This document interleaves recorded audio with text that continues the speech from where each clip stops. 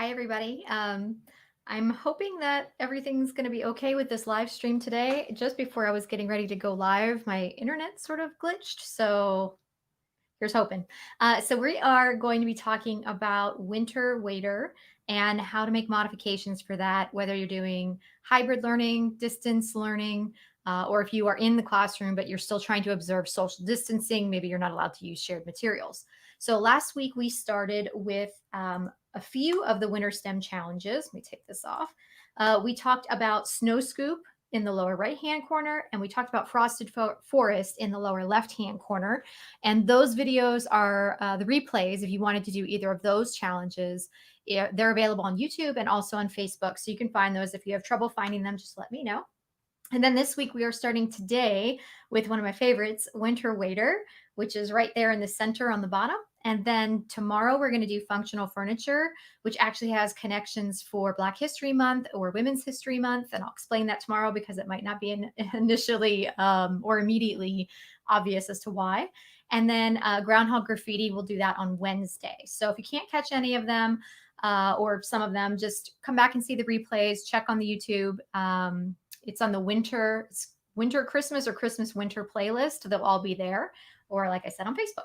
So let's dive right in. And then today, also, I just want to tell you, after when we get to the end of this, I've got some announcements about winning a free seat to Elementary STEM Con and Beyond if you're looking for that.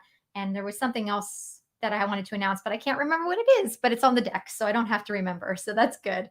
Okay, so this one is, I was worried about it last week when I was thinking, how can I make modifications for this that like realistically could work in our situations, right? Because typically it involves being able to distribute nets for 3D solids. And that's not going to be possible in a lot of cases. And there's also a relay race that is integrated with this challenge. But I worked on this and I feel like I came up with some really good solutions, which I'm really excited to share with you because I think this is such a fun challenge. So basically, the premise of it is the students are building a service tray to deliver snowy solids during an indoor relay race. But I have some, like I said, some modifications we're going to be making to this challenge so that we can like be grounded in the reality of wherever we're at. So on a typical year, these are the supplies that I would distribute. So I would distribute nets for 3D solids, and I would give them scraps of cardboard, 3D or not 3D, 3x5 index cards, coffee filters, just scraps, a bunch of stuff that I have lying around, nothing really fancy. So obviously we're going to be making some adjustments. Now, if you're in class and you can do nets, that's wonderful because it's going to make things a lot simpler. But if your kids are at home, then I'm going to give you some suggestions. As far as the materials for them building their tray, let's start with that and then we'll get into the solids. For the tray, a lot of these things you probably can stick with. So those cardboard scraps that you see in the picture, those are just from like a cereal box. So food packaging boxes, and as I've been saying throughout all of these pandemic challenges, junk mail. And you can also show students, like, here's what we might use in a typical year. We're going to be making a tray. What suggestions do you have? Or look around your house and see what kind of clean trash do you have around and bring that. And let's see if we can use some of these things. They might be able to use a coffee filter too. Their parents might have one that they're willing to let them use. You probably do want some kind of connector. So tape, pipe cleaners, I don't expect kids to have at home, but tape or address labels, hopefully they'll have one of those things. They don't have to, though. Maybe they have some string. Sometimes kids can use their shoelaces as long as they aren't cutting them, right? And they aren't ruining them. They might be able to use them like in a weaving capacity. So I always recommend that if your kids are working at home, that you remind them that they have to, once they've gathered their materials, what they want to use, they need to clear it with their parents that they are allowed to use those materials so that they don't ruin anything that's going to get anyone upset, right? We don't need anybody upset right now. So, okay. So as far as their 3D solids, if your students are at home, instead of having them make the solids, depending on their age, because it can be tricky with younger students, like probably anything, I'd say probably all elementary, maybe your fifth graders could like have the patience to create their own nets and draw them out, but it I wouldn't expect it. So instead of that, instead of having them create their 3D solids, I would have the day before the challenge started, send them out into their home to collect examples. So show them examples of cones or rectangular prisms or whatever else, and then ask them to see if they can come up with um, either one example of each, or maybe like a total set of 10 geometric solids, and then see what they come back with. So maybe, they come up with a soup can. Maybe they have spheres. They might have a ball, right? So just challenge them to see if they can come up with one of everything. And it doesn't really matter what it is. Tell them, I would say maybe you want to do a size not really a size requirement, but if you give them the premise of the challenge and you're letting them know they're building like a service wait tray, like they're being a waiter, then that will probably help them understand that they don't want to have a beach ball, for example, because they won't be able to fit much else on a tray, right? So you can give them kind of these parameters. And I think as I continue to explain this, it'll start to make more sense. So I'm going to keep moving forward with this. But my simple criteria and constraints for this challenge is that the tray must be operable with just one hand. I'm actually going to come back on camera for this because I think I need to use my hand sometimes to demonstrate a little bit. So the tray needs to be operable with just one hand so they can balance it just like a waiter would, in life. They can't tape down their geometric solids, or they can't do anything that would damage them. So like, no like wrangling them in so that they're like so tightly in that they might get smashed. I meant to also say with your kids, you can have them try. Maybe I did say it. You can have them try to make them out of like junk mail or whatever, but I don't know if I would invest my time in that if they're at home. And then no touching the geometric solids once they're on the tray, with either hand. You're going to think of it like food, right? You wouldn't want to like touch it before you're going to deliver it. This all makes more sense in a minute.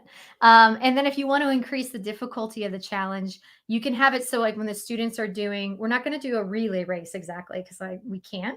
But when they're doing that portion, maybe they lift the tray above their head. That would make it a little bit more difficult. Maybe instead of holding the tray like this, they have to hold their palm face down, which is harder to travel with without like losing anything. Because, this way you can sort of like use your fingers to sort of clutch the bottom of it, and that helps. And you can also decrease the amount of tape materials or build time that they receive. So I'm going to come back on, just show you a couple of examples. This is mostly for you as the teacher to just sort of have some ideas in mind of like just some things that are examples. I would not show these to students under any circumstances because it stunts their creativity. I know you've heard me say that a ton of times if you are familiar with my work at all, but this is what it might look like when you're going to deliver the snowy solids. For the spheres here, we just use ping pong balls. Rather than trying to make them in any way. So I wanted to show you, like in a normal year, what the relay race kind of rules look like, and then we're going to get into how that would change and how we can make something sort of active work in this sort of weird environment. And I also want to tell you that throughout this whole thing, if you have questions or specific things, or you find yourself thinking, yeah, but that's not going to work for me because XYZ, please put it in the comments and let me know. I'm not going to take offense to that. Like I enjoy being challenged in that way. And maybe we can come up with an idea where it could work. So don't feel like it's rude to say, yeah, that's not going to work because of whatever your situation is. Tell me. Maybe we can find a solution. Okay. So I want to share 2 minutes of a video that I had already made that, let me get rid of this. I have to stop the screen share. That it's like 2 minutes that goes through, here's how the relay race normally works. And here are like some of the rules and parameters that we would put into place. So I just have to set this up and make sure I share the audio. Okay. And then press play. So let's talk about a couple of ways to set up the race and then of course to run it. Students should be placed in teams of 4 to 6. They will use at least 2 of their trays in the race. Teams will send 1 waiter at a time on the relay course. There are 2 class setup options for the race, kitchen and buffet style. In the kitchen setup, 3D solids will be placed centrally. Teams will be lined along the perimeter of the class. Their paths will be to and from the kitchen. In buffet style, solids may be scattered anywhere throughout the room. Teams stand along the perimeter. Waiters take a full clockwise loop around the class as they pick up shapes. Regardless of setup, each group should have a designated table or area to unload their snowy solids. A few rules. The tray hand may not contact the solids at any point. If this happens, the waiter becomes frozen in place for 3 Mississippi seconds. And during the race, your free hand may not balance the tray or touch any of the shapes while you're in motion. So if it looks like something is about to fall, the student must stop, rebalance it, and then they may begin again. You can add some difficulty here by creating some obstacles in the room. So in the buffet approach, you can have certain segments around the room where maybe there's hot lava they have to leap over, or maybe there's a section they need to hold their tray while doing lunges. You can do sort of like bicep curls. There are two options for handoffs between waiters. One, waiters unload their trays and tag the next person in line to start. Then he or she gives the tray to the next member in the team who will be using it. Or two, give flashcards of any kind to every group. When a waiter returns, he or she must unload the tray and answer one or more questions correctly before the next waiter in line may begin his or her turn. There are three options for handling fallen solids. I'm going to actually stop that one there. So that full video, like a normal year video, is on the YouTube channel, Feel Good Teaching, and you can watch the whole thing if you want. I'm covering a lot of it here, even as we're making some changes. But the basic idea is as they're moving around, I'm seeing a note from Doreen Campbell, will the video be on your YouTube channel? Yes, that whole video will be, and this one I'm making now will also be. They will both be on the Christmas winter playlist. The other one is already there. This one will be there right after. I have to put it on the playlist after we're done with it because I forgot to do it before. So yeah, so I know I was talking quickly in that. So you can go through and you can throw away. Remember, you can throw away anything you don't like from like my rules, like the way that I set up the rules and the parameters. If you don't like something, just change it. I try to give you like a few different options of things that I either have done or I think would work, or I know other people have told me that they've done to change it so that you can kind of like just see the different possibilities. But this year, a relay race is a little bit complicated, right? So we would probably be making some bigger changes to that portion of it.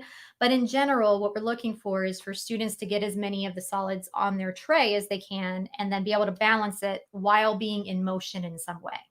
We're going to talk about in just a second different ways to sort of measure success. But I think the relay race portion is first. So let me actually take this part of my screen off. I'm going to go back to sharing the PowerPoint, which keeps me on track so that I don't forget any of the important things that I want to share with you guys.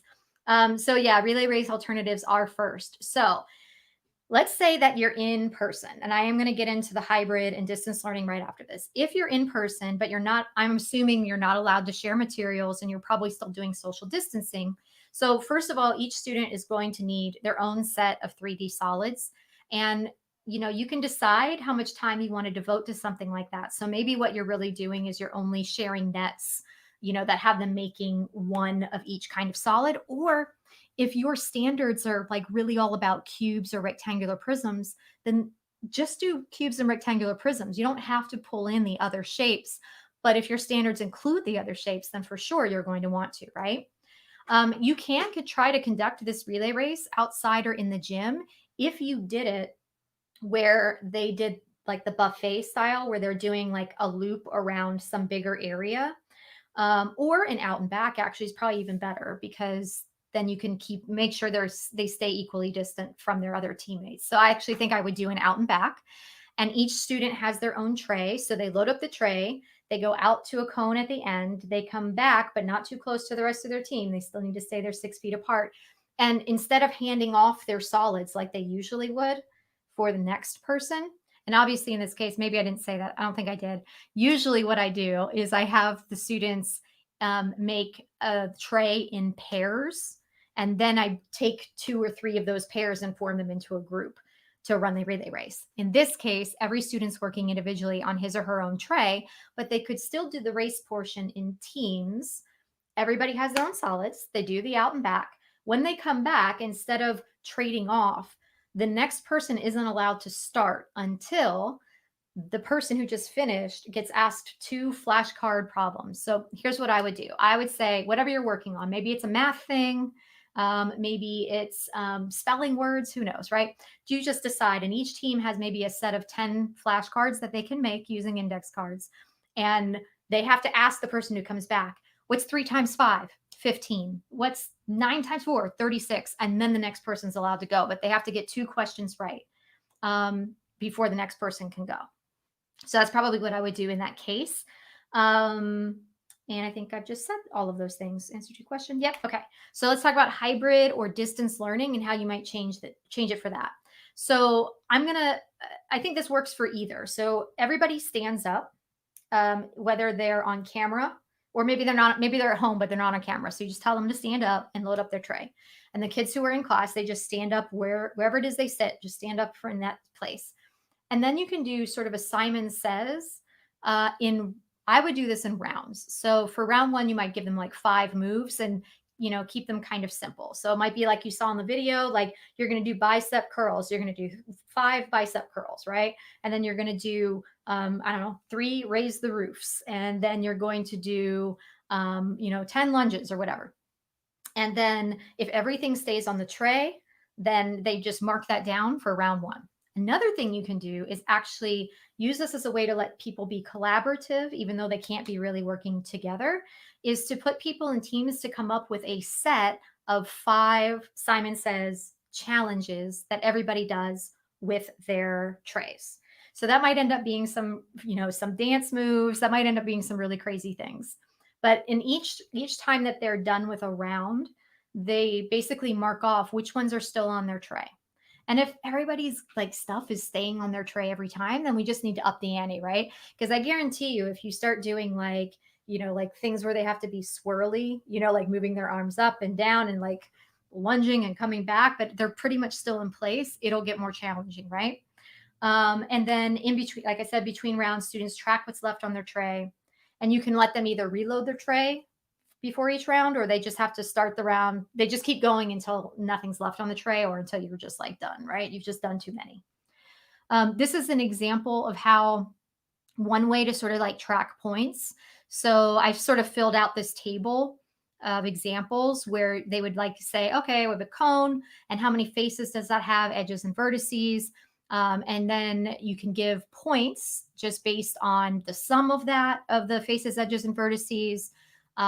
In this case, we actually did the sum and then we multiplied it by however, maybe they have 4 cubes on their tray. So that's 104 points total. I think I might have made this a little bit bigger. Yeah, okay. Made this bigger so you could see it closer. This is one way to do a challenge scorecard. And this is, we had like bonus points at the bottom too. So they also, and you could just do the bonus points, by the way. Depends on what age your kids are and what your standards are. So maybe it's just total number of solids they got on that tray, total different solids. So, if they have multiple cubes, they only get to count the cube once, and then they get their total bonus points. So it doesn't have to be super complicated. I think this was one of the challenges that I just started getting really excited as I was making it, with how many different standards it could tie into, particularly for math and particularly vertically with vertical alignment. Thinking about how many grade levels have something with 3D solids, including like volume, surface area, and things like that. And so then I made another kind of scorecard example where we do get into surface area and volume. And you can play with how you want the points to be tabulated. What do you want things to be worth? And we have different ideas for bonus points. I'm actually going to cover some of the stuff that's down there in the bottom with the Polar Palace base area in the extensions. So that might be coming up. These are just a couple other little examples so that you can see as we go along. They don't need fancy materials. Most kids will have food packaging at home that they can use. I don't expect kids to have pipe cleaners, but they probably have some. What I've suggested in the past is, can you use your shoelaces, if they have them, temporarily, and then put your shoelaces back in after you're done? Ask your parents or your responsible guardians or your responsible people. Hopefully they're responsible. And then, okay, so some extension ideas. So rather than you creating their scorecards, have the students either in their small teams working through like Google Slides or Padlet or Flipgrid, come up with what's a fair scoring system? What's a good scoring system for this? And how should we keep track of all of our information? Because just organizing a data table like that is great exercise. It's not easy to do. And if you have, I would say, third grade, I think, could do a simple version of that. Fourth and fifth, for sure. I would say by fifth, I would want them to do that if I could make the time and the space in the day for it. I think it's a really great exercise to get kids to try to figure out what's the most sensible way to organize this information. And it's something they aren't often asked to do. We almost always do that part for them. So think about that. Might be a good fun thing to do as an extension. Um, Graphing class data, obviously, like how many faces, edges, and vertices as a team or as a class did we have? There we go. You could have them write narratives, like thinking about a world, like some sort of like universe or reason why would anybody be delivering snowy solids in some kind of a restaurant and need like a waiter tray for it, like who are these waiters and where do they live, and sort of trying to flesh out that world and create a reason behind it. um, Obviously, okay, so polar palace is another idea. So once, if you're actually having students build their, like giving them nets and having them create these 3D solids, there's an investment of time that goes into that, that I like to use these solids multiple times if I can before getting rid of them, so that it's worth it.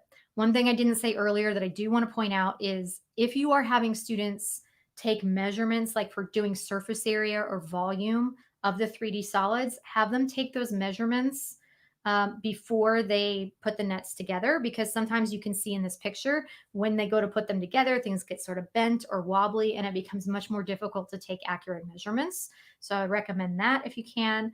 And then one of the things you can do with these shapes is have them use them to build a structure. So I call it Polar Palace because I like to keep with the winter theme, but you can call it whatever you like. It can just be a tower or a house or whatever, fortress.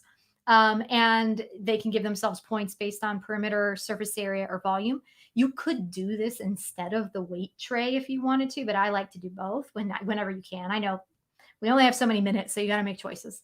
You could give them, constrict that even more and say, even if they maybe have more than 5 solids, or you probably feel like you need 3. I mean 5 at least. Make the tallest palace, but you can only use 5 of your solids. Or make the tallest palace using only 5 solids, and it also must have the smallest base area possible. So that gives them some more. It's a little more tricky, right? Because if they're trying to keep the base small and get it tall, you can come up with some challenging balancing of forces, basically. Some other ideas: Newton's laws of motion, that will come into play if you're doing this relay race. Balanced forces, of course. I have some other ideas. I think I have too many animations in here, and like some of them are empty. Have them discuss and debate. If you use your own point system, have them discuss and debate the fairness of your point system, or devise a new system that they think is better. You could have them analyze each other's ideas to see if their ideas favor certain solids over others. So like if you're saying that the points should be based on faces, edges, and vertices, the spheres aren't really worth anything, right? And so looking at that, depending on, and the sphere maybe should be worth more because it's harder to balance on the tray, because it's round, it's going to want to fall off more frequently. So maybe there should be something in place to keep the spheres, or to give them more credit, right?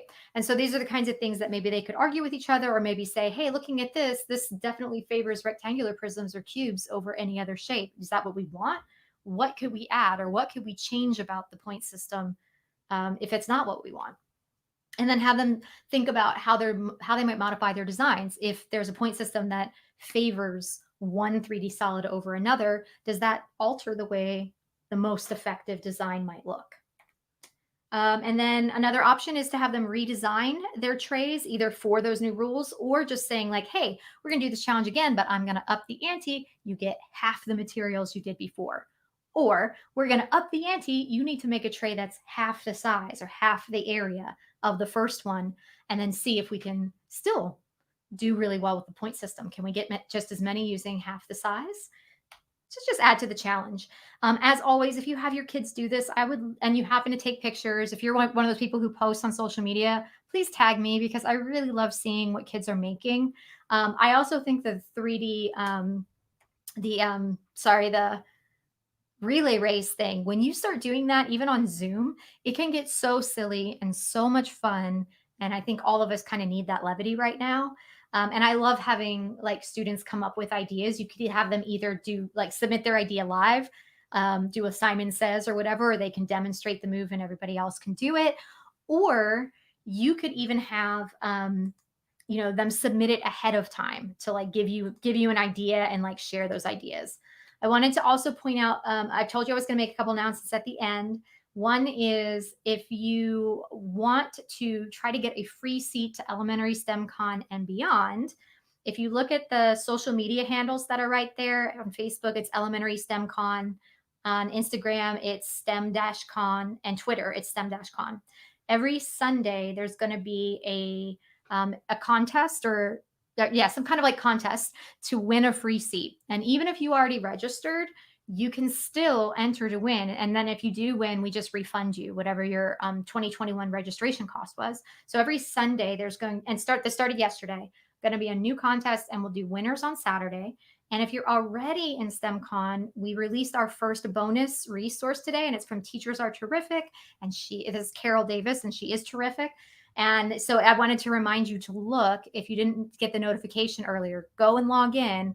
This is already in your bonus resources. It's the first of 13. So every week between now and STEMCon on Mondays, we're releasing a new bonus resource. And finally, if you register for the conference using that link, bit.ly/STEMCon21, and STEMCon is all lowercase, it's case sensitive.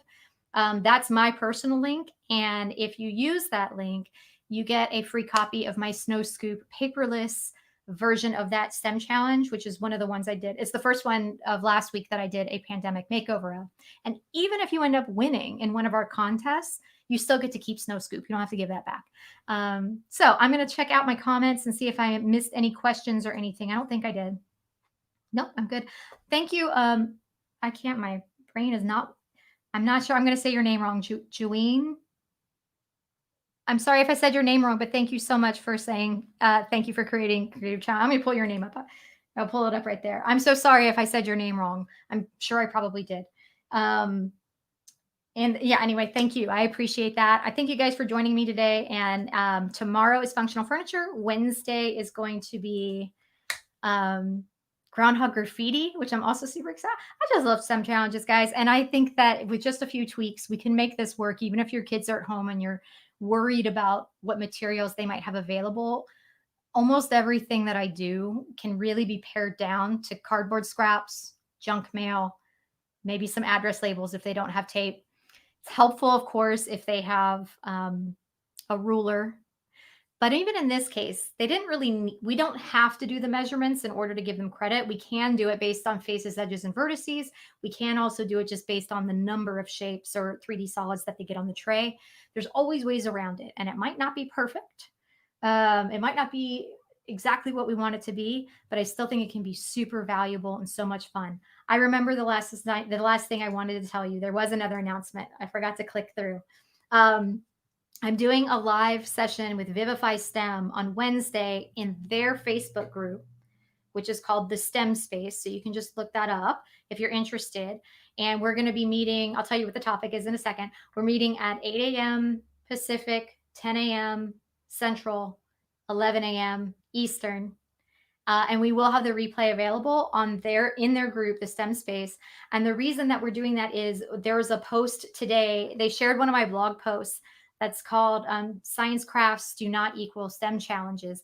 And it caused a lot of discussion and some controversy. And so we decided to have a chat and kind of talk through some of the things that came up in the thread, which had a lot to do with what's a STEM challenge, and a lot of STEAM questions came up too. And it wasn't all questions. I think I definitely had a salty tone when I wrote that blog post, and it was sort of intentional, but I think the saltiness I meant to direct more toward people who are mislabeling their resources as STEM challenges when they aren't, and then trying to give some sort of parameters for what do you look for to know it's a STEM challenge. And that's not to discount crafts. Crafts can be really good too. They just serve different purposes. But anyway, I'm kind of getting into like some of the things that we're going to discuss on that day. But I actually think it's going to be a really fruitful discussion. And I'm really looking forward to it. So anyway, you might want to catch that on the STEM Space on Vivify STEM's STEM group. And if you can't catch it live, you can catch the replay. Otherwise, maybe I'll see you here tomorrow at 5. I hope you had a wonderful day. Got some rest, hopefully, over this weekend, and I will see you tomorrow. Bye for now.